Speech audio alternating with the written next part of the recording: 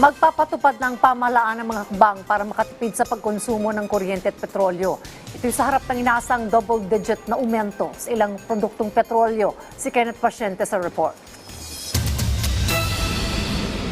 Gahanda na po tayo. Yan ang tiniyak ni Pangulong Ferdinand R. Marcos Jr. sa harap ng inaasahang pagsipa ng presyo ng langis, bunsod ng giyera sa gitnang silangan. Lalo't ayon sa Pangulo, inaasahan ng pagtaas ng presyo ng produktong petrolyo na tinatayang tataas ng 7 piso at 48 sentimo sa kada litro ng gasolina, 17 piso at 28 sentimo sa kada litro ng diesel, habang 32 piso at 35 sentimo sa kerosene. Kaya giit nito na ginagawa ng pamahalaan ang lahat para maibsan ang pag-aray ng publiko, kabilang na ang layuning mabawasan ng excise tax sa presyo ng langis.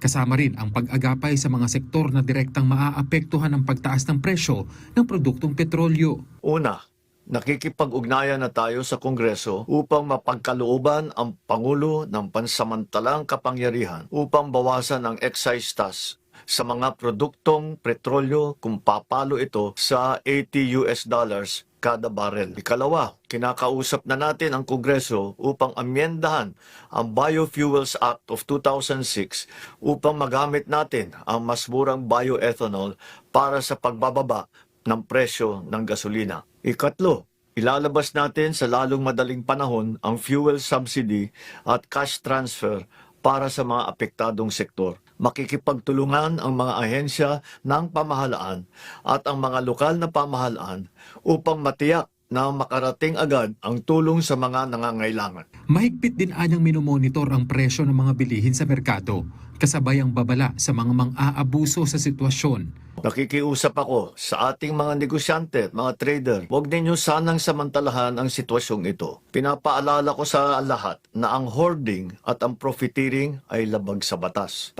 Sa parte ng pamahalaan, ipatutupad simula Lunes ang 4-day work week sa ilang tanggapan ng ehekutibo. Yan ay para mabawasan ang konsumo ng enerhiya. Hindi kabilang dito ang mga nasa frontline services. Muli ring binigyang diin ng punong ehekutibo ang direktiba sa mga ahensya ng pamahalaan na magtipid sa konsumo ng kuryente at gastos sa petrolyo. Pansamantala ring ipinagbabawal ang mga biyahe at aktibidad ng pamahalaan na hindi naman kinakailangan gaya ng mga study tour, team building activities o mga meeting na maaari namang gawing online. Wala rin anyang patid ang pag-agapay ng pamahalaan sa mga OFW na naiipit sa giyera sa Middle East. Ang DFA, DMW at OWA ay patuloy na nakikipag-ugnayan sa inyo upang mag-monitor sa inyong mga kalagayan. Nasimulan na po ang paglikas ng mga Pilipino na nais magpa-repatriate. At sa oras ligtas na ang pagbiyahe, mailikas na natin lahat. Nakausap din ng Pangulo si UAE President Mohammed bin Zayed Al Nahyan kung saan inihayag niya ang suporta ng Pilipinas sa gitna ng tumitinding tensyon sa Gulf region. Ipinarating ng Presidente ang kumpiyansa sa kakayahan ng UAE na tiyakin ang kaligtasan ng lahat ng residente sa bansa, kabilang ang halos 1 milyong Pilipino na naninirahan sa Emirates.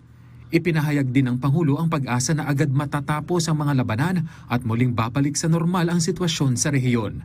Samantala, inatasan ng mga ahensya ng gobyerno na bawasan ang konsumo ng enerhiya sa mga opisina batay sa Memorandum Circular No. 114 na nilagdaan ni Executive Secretary Ralph Recto.